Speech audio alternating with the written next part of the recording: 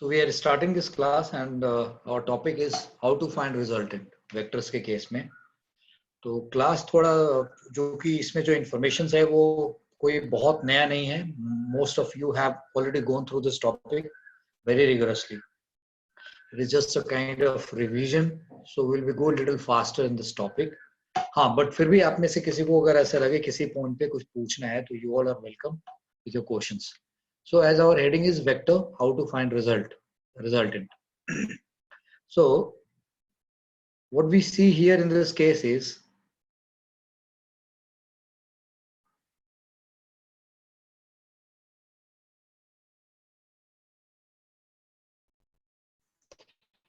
so this is what we are watching here, right? And how to find resultant. तो हमने यहाँ देखा क्या कि अगर कोई बॉडी A है और इस पे 10 न्यूटन का फोर्स हमने इधर की तरफ लगाया है, so this body will move left or right? This body will move right, as it is very obvious, it is going to move rightward. और अगर हम इस बॉडी पे 5 न्यूटन का फोर्स लगाएंगे इस डायरेक्शन में तो ये बॉडी लेफ्टवर्ड मूव करेगी. Now here in this case अगर मैं इस बॉडी के ऊपर एक 5 न्यूटन और 10 न्यूटन दो फोर्सेस लगा रहा हूं, then this body will move by 15 newton force towards right.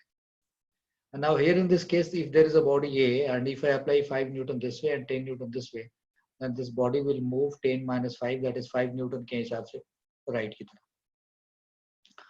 Now here if I ask this question, there is a 10 newton and 5 newton. So ये 10 और 5 newton they are acting on this particular body and these two forces are making at 90 degree angle mutually. तो अगर आपसे पूछा जाए कि ये body किधर की तरफ मूव करेगी, in what direction will it move, so answer ना तो ये 10 न्यूटन का डायरेक्शन होगा ना ये 5 न्यूटन का डायरेक्शन होगा. अब यहाँ पे आपको सोचना पड़ जाएगा.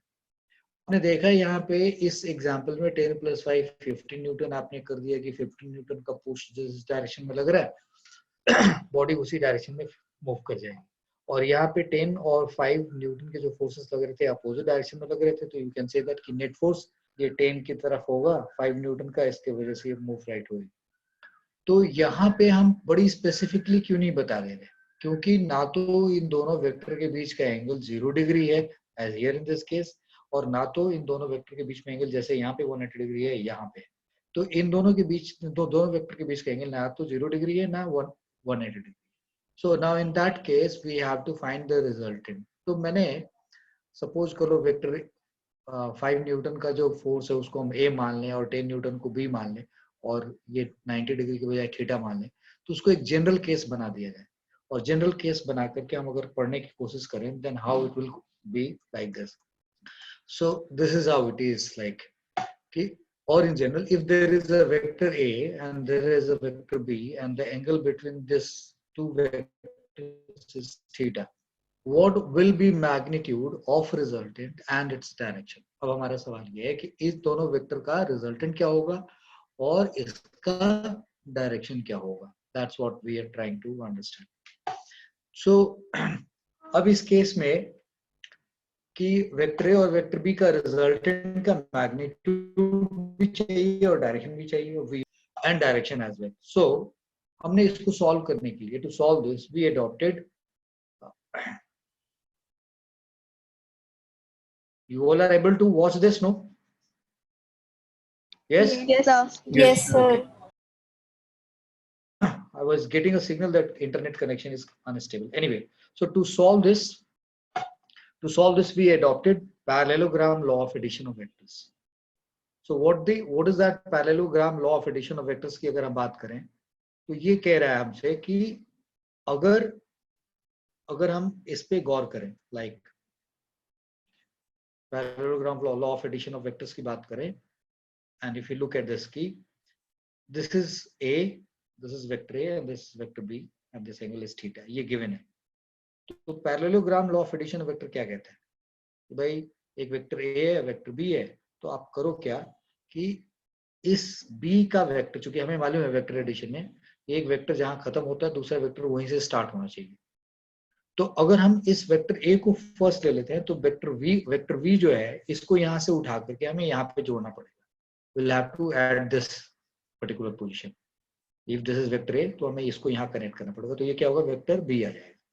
या हम वेक्टर बी को ये लेते हैं तो इस वेक्टर ए को यहाँ से उठा करके हम यहाँ कनेक्ट करते हैं, ये वेक्टर ए हो जाएगा।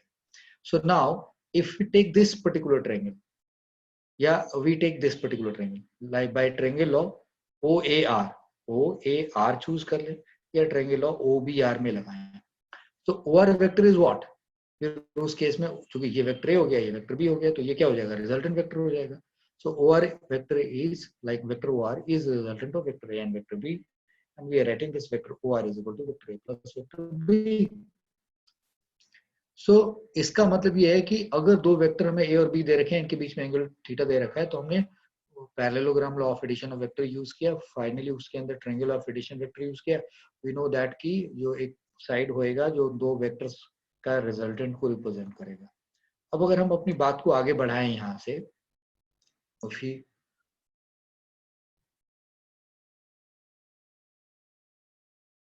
if we go this way,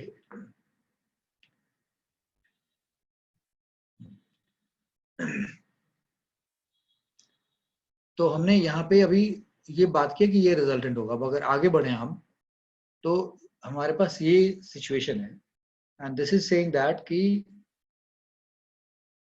थोड़ा बड़ा करते हैं। Yes, so to find direction and magnitude of OR vector we use trigonometry। हमने parallelogram method of law, parallelogram law of addition vector use करके हमने बता दिया कि रिजल्टेंट वेक्टर क्या होगा। अब हमें इस OR वेक्टर का मैग्नीट्यूड भी निकालना है और डायरेक्शन भी निकालना है। तो what we do, we use trigonometry. तो हमने क्या किया, R से एक B को एक्सटेंड किया और उसके ऊपर R से एक परपेंडिकुलर डाल दिया। This is RM। Now this is A sin theta or this is A cos theta. How this is A sin theta, how this is A cos theta? You know this is BR vector, जो कि OA के equal vector है। अगर ये vector A है तो ये भी वेक्टर A है, इसका मैग्नीट्यूड भी A होगा। तो अगर मैं इस राइट एंगल ट्रायंगल को सेपरेटली डील किया है मैंने यहाँ पे, if you look at this, in right triangle RMB, ये एक राइट एंगल ट्रायंगल। इस राइट ट्रायंगल के अंदर साइन थीटा की बात करें तो साइन थीटा किसी भी ट्रायंगल में क्या होता है, परपेंडिकुलर अपॉन हाइपोटेनस। तो RMB के अंदर परपेंडिकुलर क्या हुआ, RM, और हाइपोटेनस क्या हुआ, BR। So that is RM upon BR कर दिया। तो now from here sine theta is equal to RM by BR, यानी कि RM is equal to, we can write BR sine theta. ना RM is equal to BR sine theta. BR किसके बराबर है, क्योंकि ये वेक्टर A से represent हो रहा है, इसका मैग्नीट्यूड A है, so this RM is equal to A sine theta. Now this is quite obvious कि हम RM को A sin थीटा लिख सकते हैं। ठीक उसी तरीके से अगर हम cos थीटा की बात करें, इस ट्रायंगल में cos थीटा लगाएं तो cos theta is equal to base upon hypotenuse. तो now what is base, base is BM, hypotenuse is BR, right. So this cos theta is equal to BM by BR, so this BM is equal to BR cos theta, so this BM is equal to, again BR is A, so A cos theta। तो अगर हम इस right angle triangle की बात करें, right, तो इस right angle triangle में हमारे लिए हाइपोटेनस BR है और ये परपेंडिकुलर RM है और बेस है BM, और हमने निकाला कि अगर ये A होगा, this one is A, BR is A, then this perpendicular become A sin theta and the base become A cos theta. हमने ये चीज निकाल ली। हमें क्या निकालना है, we are interested to find this OR। तो OR को हम इस पैरेललोग्राम में देख रहे थे, ढूंढ रहे होते तो हम इसको नहीं निकाल पाते। हमने इसको आगे एक राइट एंगल ट्रायंगल बना दिया। अब हमारे पास OR जो है एक बड़े से राइट एंगल ट्रायंगल का हाइपोटेनस बनने की पोजीशन में है। So if you look at the right triangle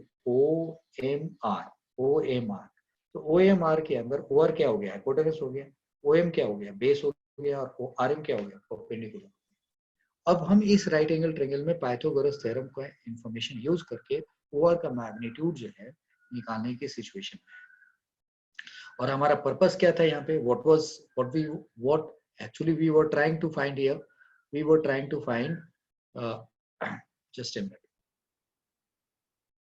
हम लोग यहाँ पे क्या निकालना चाह रहे थे, to find the direction of magnitude of OR vector, और इसका डायरेक्शन भी निकालना था। तो अब हम इस राइट एंगल ट्रायंगल में OMR के अंदर जा रहे हैं, OMR के अंदर जा रहे हैं। सो OR is what, this is hypotenuse, तो वो क्या होगा, परपेंडिकुलर का स्क्वायर और बेस का स्क्वायर। सो यार बेस का स्क्वायर OM का स्क्वायर और RM का स्क्वायर, ये हमने लिख दिया। नाउ ऐसा करने के बाद we have to look at this side.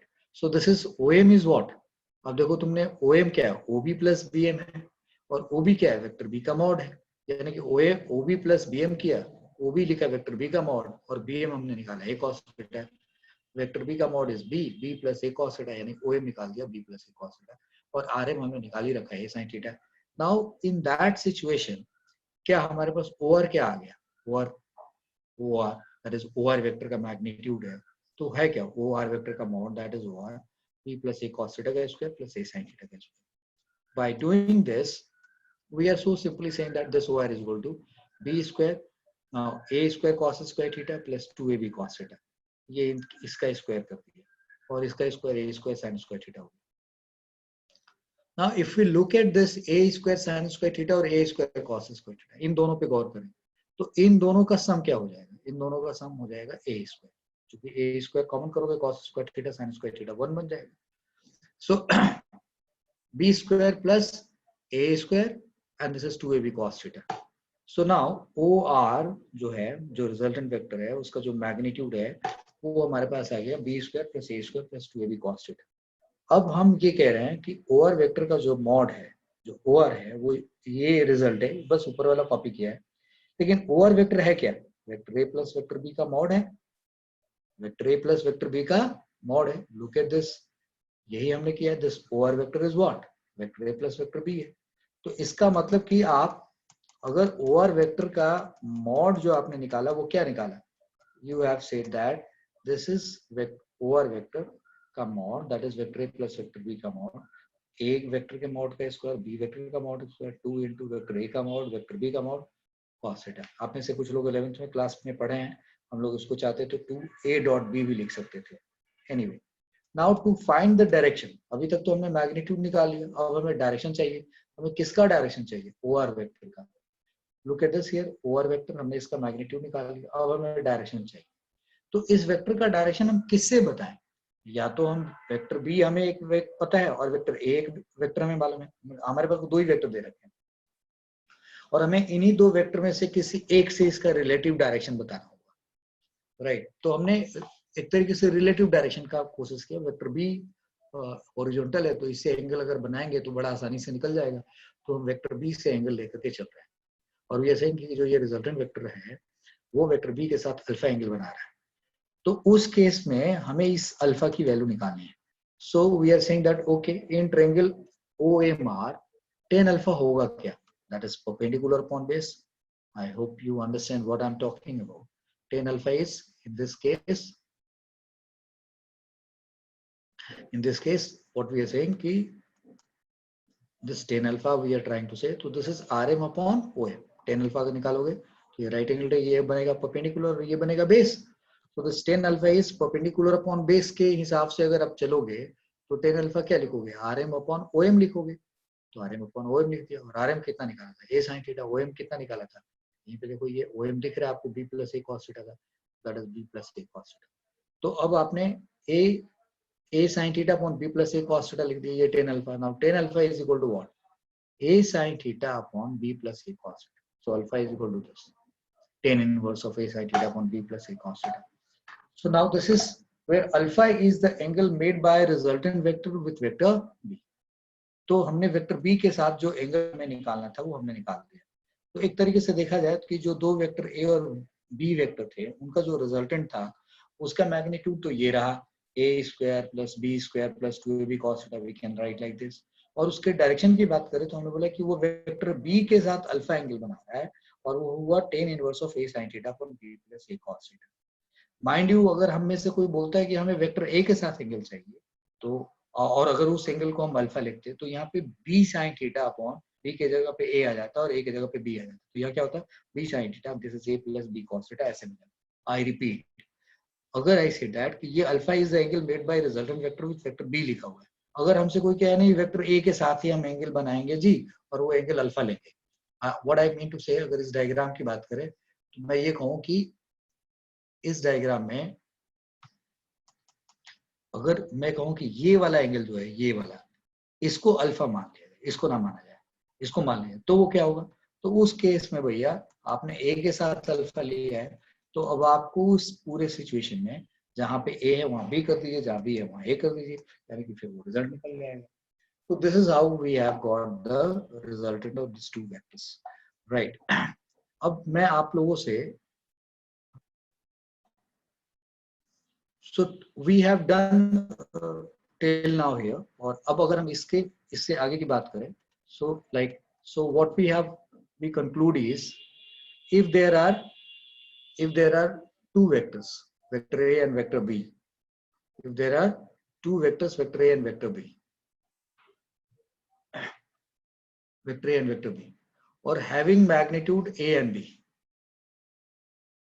respectively, and angle between them is theta, then resultant is of magnitude equal to a square plus b square plus 2ab cos theta ka root, and it is directed in a direction which makes angle alpha tan inverse of this from vector b.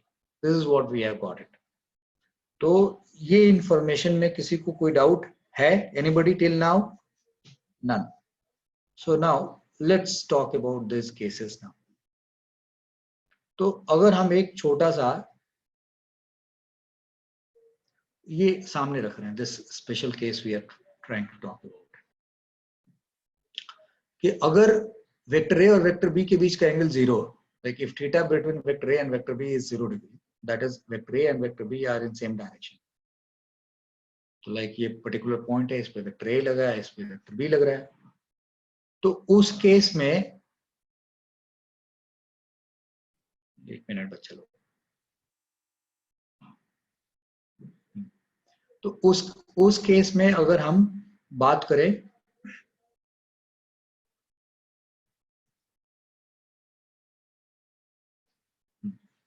Right, so this is, अगर vector A और vector B के बीच में angle 0 degree है, तो अगर हमें vector A plus vector B का magnitude निकालना है, तो अब हमें पता है कि ये दोनों एक ही डायरेक्शन में है, और वैसे भी जो हमने फॉर्मूला पढ़ा था वहां पे हमें क्या करना है, 2ab cos थीटा था ना हमारे पास इस फॉर्मूले में. If you look at this, a square plus b square plus 2ab cos theta, तो हमने इस फॉर्मूले में थीटा कितना रख देना है, 0 डिग्री रख दिया. भाई a और b पैरेलल है, तो 0 डिग्री रख दिया. cos 0 क्या होता है, 1, तो यानी कि ये 2ab हो गया, a square plus b square plus 2ab हो गया, यानी कि a प्लस b का होल स्क्वायर हो गया रूट के अंदर. तो बाहर क्या निकला, a प्लस b. a को क्या लिख सकते हैं, वेक्टर a का मॉड. b को क्या लिख सकते हैं, वेक्टर b का mod. Now what we come to know from here, if there are two vectors, vector a and vector b, and these two vectors are making angle 0 degree with each other, means they are in same direction, then their resultant have a magnitude which is sum of their magnitude. यानी कि resultant का magnitude is the sum of their magnitude, like this. And direction क्या है जो resultant का है, वो क्या हो, आप a के direction में कह दीजिए या b के direction में कह दीजिए, यानी कि direction of vector A plus vector B is along vector A और vector B, whatever. So it's very simple and fun example, कि अगर किसी बॉडी पे हमने 10 न्यूटन लगाया और 5 न्यूटन लगाया, तो दोनों के दोनों फोर्सेस क्या एक ही डायरेक्शन में लग रहे हैं, किधर की तरफ, राइट डायरेक्शन. तो body will experience 15 Newton right force, इतना फोर्स एक्सपीरियंस करेगा. मैंने इसका एक छोटा सा एग्जांपल आपके सामने रख दिया. Now if we say that if theta between vector a and vector b 180 degree, that is vector a and vector b are in opposite direction. तो हमने एक पार्टिकल लिया, इस पे एक वेक्टर a लगाया, वेक्टर b लगाया, और अब ये दोनों के बीच में 180 डिग्री का एंगल लिया गया. तो उस केस में vector a plus vector b का मॉड क्या होगा, तो जो फॉर्मूला पड़ा हुआ है 2ab cos थीटा में cos थीटा की जगह पे cos 180 रख दिया. Now vector a square plus vector b square plus 2ab cos 180 is -1. So this is a square plus b square plus 2ab into -1, that becomes here -2. You just look at this particular section. तो ये a square plus b square plus 2ab into -1, यानी कि ये a square plus b square minus 2ab आ गया. Now इसको हम under root of a minus b का whole square भी लिख सकते हैं, और रूट ऑफ माइनस b का होल स्क्वायर भी लिख सकते हैं. ऐसे भी लिख सकते हैं, ऐसे भी लिख सकते हैं, यानी कि इसका रूट क्या आएगा, a minus b आएगा या b minus a होगा. Now तो क्या लिखे, a minus b लिखें या b minus a लिखें. तो here I am saying that कि अगर ये a वेक्टर है और b वेक्टर है, तो अगर वेक्टर a का मैग्नीट्यूड वेक्टर b से बड़ा है, जैसा कि इसमें दिख रहा है, तो फिर vector a plus vector b का मॉड क्या लिखेंगे, a माइनस b. और अगर b बड़ा होता है और a छोटा होता है, तो भैया vector a plus vector b का मॉड b माइनस a लिखेंगे. और फिर जो रिजल्टेंट वेक्टर आएगा vector a plus vector b, वो एक वेक्टर होगा, उसका डायरेक्शन किधर होगा, तो भाई जो बड़ा वाला वेक्टर है उधर ही तरफ रिजल्टेंट जा रहा है, तो उसी के डायरेक्शन में होगा. यानी कि direction of vector a plus vector b is in the direction of vector which is of larger magnitude. जिस वेक्टर का मैग्नीट्यूड बड़ा है उसके डायरेक्शन में है। तो ये हमने दो रिजल्ट पढ़ लिया और हमने साफ साफ बात क्या नोटिस की यहाँ पे कि अगर अपोजिट डायरेक्शन में है तो सीधा सीधा a-b और सेम डायरेक्शन में तो a+b कर लें। अब हम इस केस पे यानी कि जो पढ़ा है इस पे दो छोटे एग्जाम्पल रखा है। Like this is a body, 5 Newton का फोर्स इधर लगाया, 10 न्यूटन का फोर्स इधर लगाया, तो अब ये बॉडी किधर जाएगी? You will say 5 Newton move करेगी किधर की तरफ? Right. Body will move right, net force 5 Newton. और यहाँ पे 15 न्यूटन और 10 लग रहा है, तो अब ये बॉडी किधर जाएगी? लेफ्ट की तरफ जाएगी। कितने से? 5 न्यूटन से। Body will move left, net force 5 newton. Okay, अब अगर हम ये कहें आपसे, let's talk about this particular scene, like when angle between vector A and vector B is 90 degree. तो यहां पे मैंने वेक्टर A दिखा रखा है और ये वेक्टर B दिखा रखा है। This is A and this is B. पहले ये हमारा ये वाला वेक्टर नहीं, सपोज करो सिर्फ A बना है, B बना और ये उनके बीच का एंगल 90 डिग्री दिखा रखा है। तो यानी कि अब अगर हम जो फॉर्मूला पढ़े उसके थ्रू चले तो A square plus B square plus 2AB cos 90 लिखना पड़ेगा, बट cos 90 0 होता है। 2ab इंटू 0 0 हो गया, यानी कि a square plus B square का रूट हो गया, यानी कि vector a plus vector b का जो मॉड हुआ वो आया क्या? a square plus b square का रूट। लाइक वेक्टर्स के मैग्नीट्यूड के स्क्वायर्स का सम और उसका रूट, ये vector a plus vector b का मॉड। ठीक है जी, ये निकल गया। और जो फॉर्मूला पढ़ा था टेन अल्फा निकालने का, a sin थीटा तो a sin 90, b plus a cos theta then a cos 90। अब sin 90 क्या होता है? 1, तो यहाँ पे 1 रख दिया। cos 90 क्या होता है? 0, तो यानी कि b इंटू a इंटू 0, यानी ये क्या आ गया? a बाई b, यानी कि 10 alpha is a by b, therefore alpha is equal to 10 inverse of a by b। तो ये तो हमने उस फॉर्मूले से निकाल दिया। हम ऐसे भी कर सकते थे पैरेललोग्राम से कि भाई अगर a दे रखा है, b दे रखा है, हम इसको यहाँ से उठाए यहाँ लगा दे, फिर ये राइट एंगल ट्रायंगल बन जाएगा और फिर ये b होगा, ये होगा और ये हाइपोटेनस होगा, तो वैसे ही under root a square plus b square हो जाएगा। और अगर ये अल्फा एंगल निकालना चाहे तो b के साथ, तो ये क्या होगा? परपेंडिकुलर, और ये बेस, तो 10 alpha is perpendicular from base, that is a by b। ऐसे भी लिख सकते थे। मैंने आपको यहाँ पे ये बताने की कोशिश की है कि अगर ये वेक्टर a है और ये वेक्टर b है, आप यहाँ देखें आगे से, जैसे ये वेक्टर ओरिजिनली था, ये डॉटेड नहीं है, ये डॉटेड नहीं है, तो अगर ये पहले a और b था, अब मैंने इनको कहा कि देखो जी इनको डॉटेड बना दिया और अब ये हमारा वेक्टर a प्लस b है। यानी कि ये बताने की कोशिश करें कि इन दो वेक्टर्स का जो डॉटेड हो गए हैं उनका रिजल्टेंट अब ये है, यानी कि this is not a dotted, so this one is telling that it is a resultant of the two dotted vectors a and b जिनके बीच में एंगल 90 डिग्री था, और ये रिजल्टेंट जो है वो इसके साथ एंगल अल्फा बनाता है और ये इसका वेक्टर्स का रिजल्टेंट का मैग्नीट्यूड है। ओके, ये बात हमने सीख ली। अब बोला कि छोटा सा एग्जांपल कर लेते हैं कि भाई अगर ये 5 न्यूटन है और 10 न्यूटन और ये 90 डिग्री है, तो आपसे पूछा जाए कि बताओ इस केस में इस वेक्टर का रिजल्टेंट क्या होगा, तो आप डायरेक्ट फॉर्मूला लगा दिए, 10 स्क्वायर प्लस 5 स्क्वायर का अंडर रूट, यानी कि 100 plus 5 that is 100 plus 25 root 125 newton, ये इसका आ गया।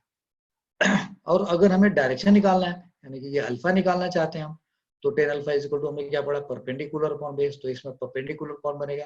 क्योंकि ये 10 न्यूटन हम इससे एंगल लेना चाहते हैं, ये हॉरिजॉन्टल है, इससे ही अल्फा लेना चाहेंगे, तो ये वर्टिकल बनेगा, यानी कि this will become a and this will become b, so that is 5 by 10, so what comes out, that is 1 by 2, alpha is 10 inverse 1 by 2। अब देखो यहाँ पे मैंने इस 5 न्यूटन को डॉटेड बना दिया, 10 न्यूटन को डॉटेड बना दिया, और ये उनका रिजल्टेंट हुआ। रिजल्टेंट की वैल्यू क्या है? रूट 125 न्यूटन, और इस रिजल्टेंट ने इस डॉटेड वेक्टर 10 न्यूटन के साथ एंगल कितना बनाया? Alpha, and that alpha is 10 inverse of 1 by 2। So these three cases we did। Now अगर हम थोड़ा आगे चले, now this particular case आप में से कुछ लोगों को याद होगा, कुछ लोग भूल गए होंगे। अब यहाँ देखिए क्या बताया जा रहा है। This is being said that कि अगर हमारे पास when A and B are of equal magnitude, vector A and vector B are of equal magnitude, मतलब क्या जी? वेक्टर A का मॉड वेक्टर B के मैग्नीट्यूड के बराबर है, but vector A is not equal to vector B। इस बात का क्या मतलब निकलता है? उनका डायरेक्शन सेम नहीं है। उसका डायरेक्शन सेम नहीं है। राइट किसने बोला ये ईशा भक्तानी। ओके शुक्रिया so the idea is that कि ये वेक्टर इक्वल मैग्नीट्यूड के हैं बट उसका मॉड बराबर इक्वल मैग्नीट्यूड के बट उनके वेक्टर्स सेम नहीं है क्योंकि उनका डायरेक्शन सेम नहीं है तो अब अगर हमने इस केस का वेक्टर ए और वेक्टर बी का रिजल्टेंट निकालना है in this case vector A का mod is not equal to vector B so what we are going to do here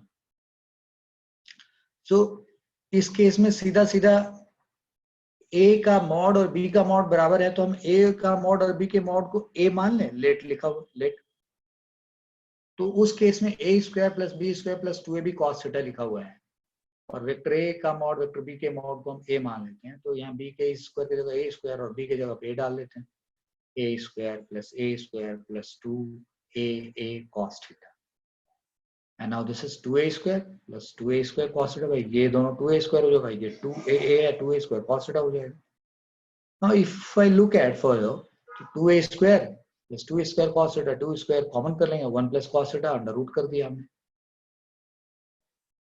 लेकिन अब इसको फर्दर क्या करेंगे तो ये मैंने आपको यहाँ पे कुछ रिजल्ट्स बताया है I want that कि you should take care of this particular we must know ये बीच की जगह पे देखें cos 2 theta is equal to 2 cos square theta minus 1 ये फॉर्मूला होता है अब अगर ये फाइनल है अब आगे आप लोगों को कुछ समझाया बुझाया नहीं जाएगा अब इसके आगे कोई भी ये रिपीट नहीं हो पाएगा ये रिजल्ट आपको याद रखना पड़ेगा तो this cos 2 theta is 2 cos square theta minus 1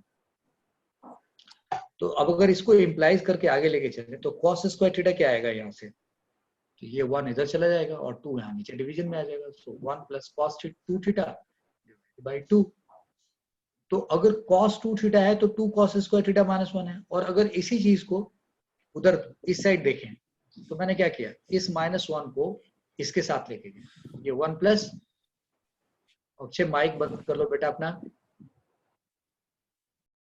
हाँ सो this is cos 2 theta is 2 cos square theta minus 1 तो अब अगर इस 1 को मैं इधर लेके आ जाऊं तो 1 प्लस cos 2 थीटा हो गया माइनस 1 को इधर लेके आया तो 1 प्लस cos 2 थीटा हो गया सो 1 plus cos theta can be written as 2 cos theta तो मतलब हम 1 plus cos theta 2 cos square theta कर सकते हैं और यहाँ से cos स्क्वायर थीटा की वैल्यू ये लिख सकते हैं ये दोनों तरफ बात समझ में आएगी ना ये बेसिक रिजल्ट है यहाँ से हम ये ऐसे लिख ले या ये इधर लिख ले तो अगर cos 2 थीटा है तो 2 cos स्क्वायर थीटा माइनस 1 तो cos थीटा हुआ तो क्या होगा तो 2 cos square of theta by 2 minus 1 तो अब ये क्या आ गया cos square of theta by 2 यहाँ से तो 1 प्लस cos 2 थीटा का थीटा अपॉन बाई 2 ये ऐसे लिखा जा सकता है और हम इधर भी लिख सकते हैं 1 plus cos theta is 2 cos square theta by and sin 2 theta क्या होता है 2 sin थीटा cos थीटा होता है तो sin थीटा क्या होगा 2 थीटा की जगह पे 2 हो गया तो यहाँ पे थीटा की जगह पे थीटा बाई 2 हो जाएगा थीटा की जगह थीटा बाई 2 हो जाएगा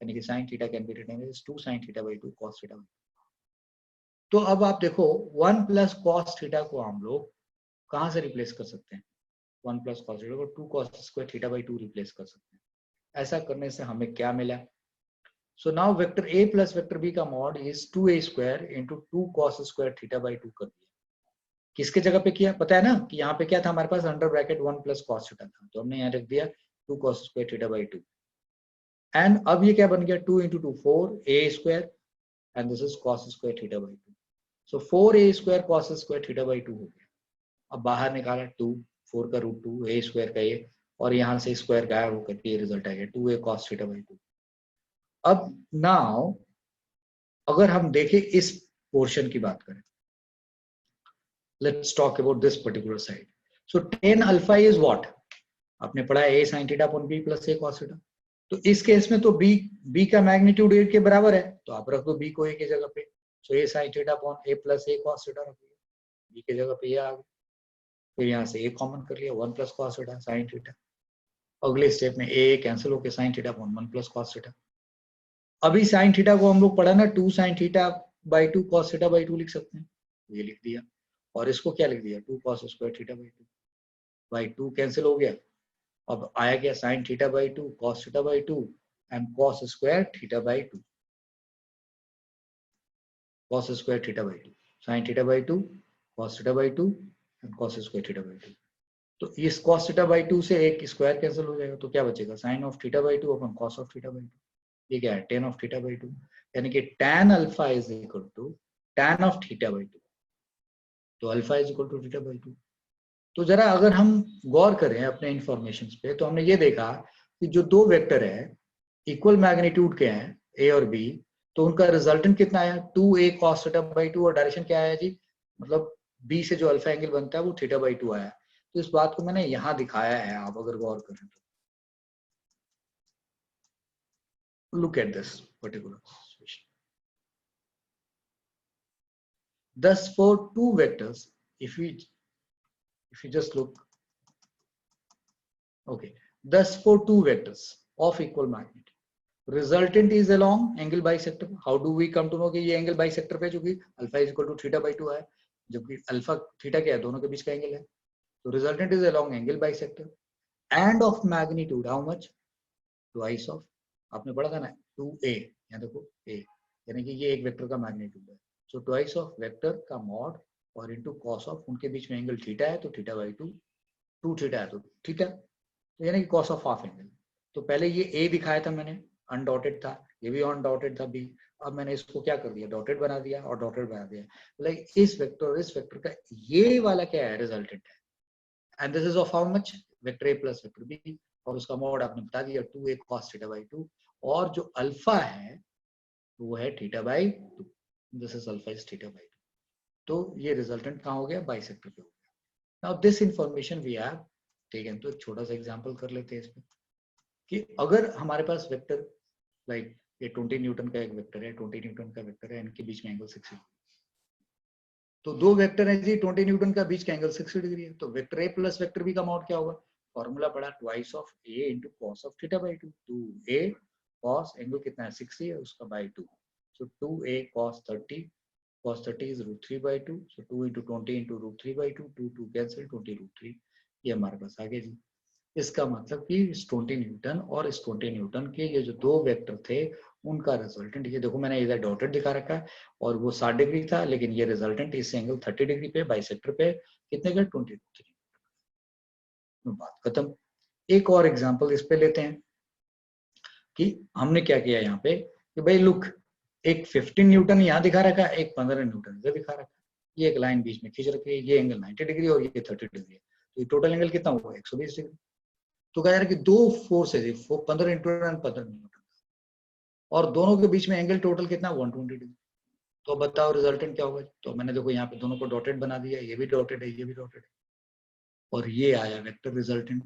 ये 15 कैसे आ गया सर, अब ये देखो, तो आपने बताया 2 इंटू वेक्टर का मैग्नीट्यूड, और दोनों के बीच में 120 है तो cos ऑफ 120 बाई 2, यानी कि cos 60 1 बाई 2, 2 कट के 15 आ गया। तो जब दो वेक्टर इक्वल मैग्नीट्यूड के हों और उनके बीच का एंगल 120 डिग्री हो, तो उस केस में रिजल्टेंट उन दोनों के बराबर, जो उन दोनों का मैग्नीट्यूड उतना ही आ जाता है, और एंगल बाइसेक्टर पे यानी कि 160 डिग्री। ये बेसिक बात भी याद रखना पड़ता है, सीधा सीधा, right. So this is what we have to understand. Now let's talk further, जरा थोड़ा आगे चलते हैं इस इंफॉर्मेशन में। मुझे उम्मीद है कि आप लोगों को समझ में आ रहा होगा। सो अभी तक हमने ये देखा कि what we learned till now is, look at this, what we learned till now is to find resultant of two vectors। ठीक है जी, यही पढ़ा ना। बट मैं अब आगे कह रहा हूं, but this concept can also be used to find resultant of more than two vectors if applied cautiously। अगर बिल्कुल सावधानी से इसको अप्लाई किया जाए।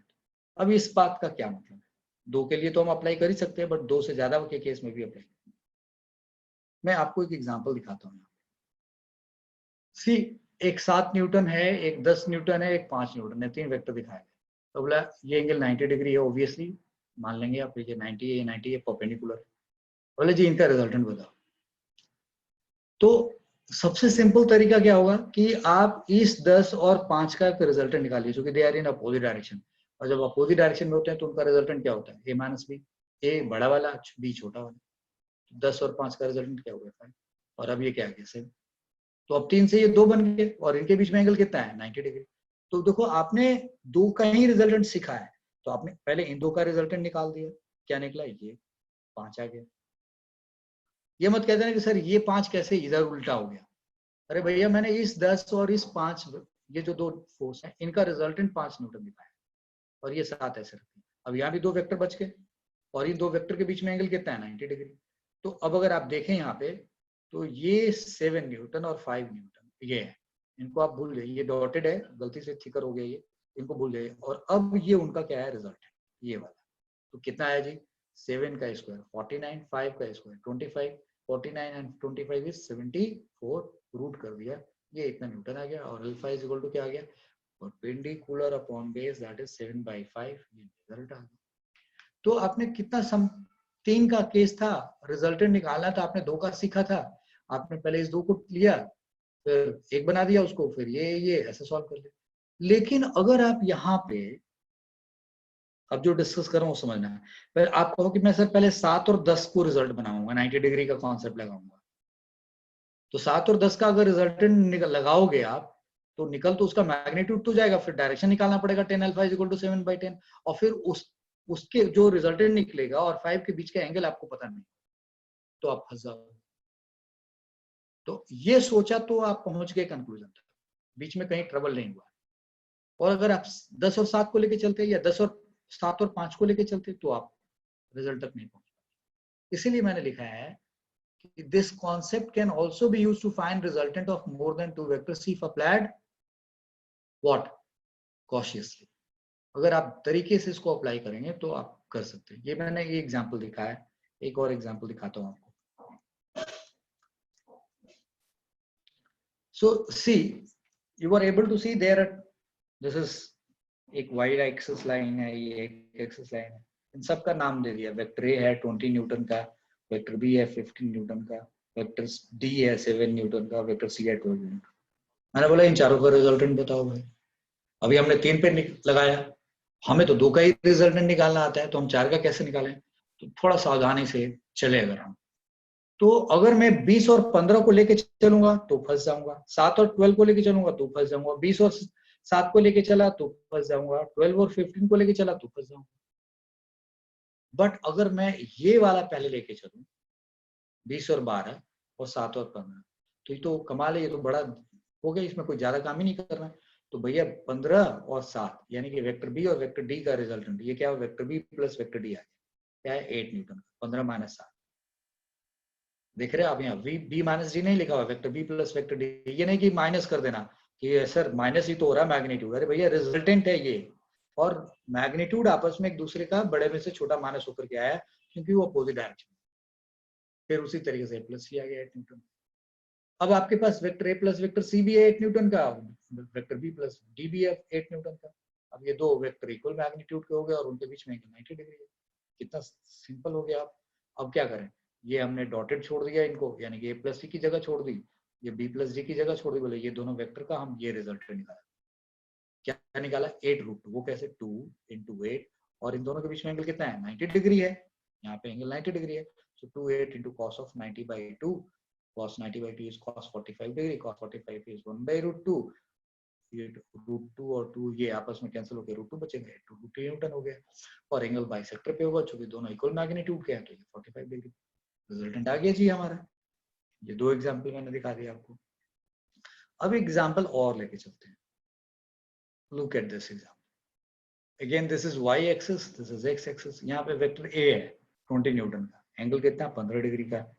ये वेक्टर c है 10 न्यूटन का 45 डिग्री का, और ये वेक्टर b है, ये कितने का 20 न्यूटन का 15 डिग्री का। अब यहाँ पे एक संजोग ये है कि ये 20 है और ये 20 है, दो वेक्टर इक्वल मैग्नीट्यूड के हैं।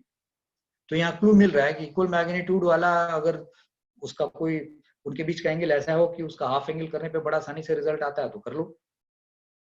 अब अगर आपने 20 और 10 को पहले सॉल्व किया या इस 20 और 10 को पहले सॉल्व किया तो आप सॉल्व नहीं कर पाओगे क्वेश्चन, फंसा दोगे अपने लिए।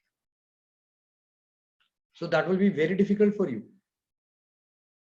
ठीक है जी। अब देखो अगर ये 45 डिग्री है और ये 75 डिग्री है, तो इन दोनों के बीच का एंगल कितना होगा 120 डिग्री। तुम कहो सर ये 10 है ये 20 है, उनके बीच में 120 डिग्री है, तो क्या होगा दोनों इक्वल मैग्नीट्यूड का नहीं है, वो हाफ वाला लगेगा नहीं, फंस जाओगे आप, यहाँ भी फंस जाओगे आप। तो आपको देखना होगा कि मैं किस चीज को पहले लगा के किन दो वेक्टर्स के बीच में पहले लगाऊं, ताकि मैं रिजल्ट को, आई मीन सॉल्यूशन को एडवांस कर सकूं। तो यहाँ पे इसको और इसको अगर हमने ए और बी को देखा तो अच्छा ये 15 डिग्री, ये 15 डिग्री और बीच में ये 90 डिग्री, तो ये टोटल 120 डिग्री हो गई। अब और 120 डिग्री हो गया, दोनों एक 20 भी है, तो बाई एंगल बाई सेक्टर पे होगा। तो 15 डिग्री यानी कि 120 डिग्री का आधा कितना हो 60 डिग्री, तो 15 ये हो गया, 45 यहाँ से नीचे। तो देखो जी ये आ गया a प्लस बी, यानी कि ये वेक्टर a, ये वेक्टर b, ये वेक्टर आ गया a प्लस बी। और आपने पढ़ा था ना कि दो वेक्टर अगर इक्वल मैग्नीट्यूड का हो और उनके बीच का एंगल अगर 120 डिग्री हो तो वही वाला मैग्नीट्यूड मिल जाता है, तो 20 न्यूटन आ गया। और एंगल इनमें से किसी एक से 60 डिग्री, यहाँ से 60 डिग्री या यहाँ से 60 डिग्री, तो यहाँ से 15 है तो 45 और ऐसे घूम जाओ, तो यानी कि इस एक्सिस से 45 डिग्री घूमना पड़ेगा, ये 20 न्यूटन आ गया। और ठीक वो वाला कितना है 45 डिग्री ऐसे भी, तो इसका मतलब ये और ये दोनों एक ही लाइन पे हैं, ये 10 न्यूटन इधर आ गया। अब ये 20 हो गया है, ये 10 हो गया, a प्लस बी यहाँ वेक्टर है और c यहाँ पे, तो अब इनका रिजल्टेंट क्या होगा, 20 में से 10 माइनस कर दो, तो आपके पास रिजल्ट क्या आ गया, ये 20 में से 10 माइनस कर दो, 10 ये प्लस बी प्लस सी है। ठीक है जी। तो हमने जो, now I would like to take you to this place, कि हमने जो सीखा कि जो दो वेक्टर का रिजल्टेंट निकालना सीखा है हमने, 2 के केस में, 3 के केस में, 4 के केस में, 6 के केस में, 10 के केस में, हम उसको अप्लाई कर सकते हैं, बट हमें उसको बहुत वाइजली एंड कॉशियसली ध्यान रखना पड़ेगा कि कैसे हम उसको इस्तेमाल करें। That is what we need to understand. अब मैं आपको, जो ये मेथड आपने पढ़ा ये हर जगह इस्तेमाल नहीं हो सकता, so let's see, I am taking to you a situation, but let's see this question. जी 20 न्यूटन है, 30 न्यूटन है, 15 न्यूटन है, ये 30 डिग्री और ये 90 डिग्री। अब मैं आपसे बोलूं कि वो जो दो का रिजल्टेंट वाला आप कोशिश करिए वो लगाइए, तो क्या आप लगा पाएंगे? तो आप कहेंगे हाँ सर लगा देते हैं, तो लगाइए। आप क्या करेंगे, 20 और 30 के बीच में लगाएंगे या 20 और 15 के बीच में लगाएंगे? 20 और 15 का निकालेंगे, इनके बीच में 60 डिग्री का है, फिर उन दोनों के बीच के वेक्टर का मैग्नीट्यूड तो निकालोगे, बट उसका डायरेक्शन निकालने में और फिर उसका एंगल निकालने में दिक्कत होगी। यहाँ भी इसका मैग्नीट्यूड निकालोगे, डायरेक्शन निकालोगे, तो जो डायरेक्शन निकलेगा वो डिग्री में पता नहीं चलेगा कितना होगा, वो जरूर आप लिख दोगे 30 से निकालोगे तो 10 alpha is equal to 2/3, but फिर उसके और इस वेक्टर के बीच में एंगल कितना है वो नहीं मालूम, तो आगे सॉल्व नहीं हो पाएगा। तो इसका मतलब कि भाई यहाँ पे जो अभी हम दो को मान करके सॉल्व करे थे वो यहाँ फंस जा रहा है, वो नहीं, यहाँ तो एक स्टेप भी आगे नहीं बढ़ रहा, किसी को भी लेके चलते हैं तो आगे नहीं पहुंच पा रहे। तो क्या करेंगे, it will be difficult to apply our concepts, then हमें मेथड ऑफ रेजोल्यूशन की तरफ जाना है, then we will apply method of resolution. तो यहाँ तक हमने समझ लिया, और इसके आगे की क्लास हम लोग अगली क्लास में पढ़ेंगे। आप लोग समझ पा रहे हैं मेरी बात है? जस्ट ए मिनट, ठीक है रहिए।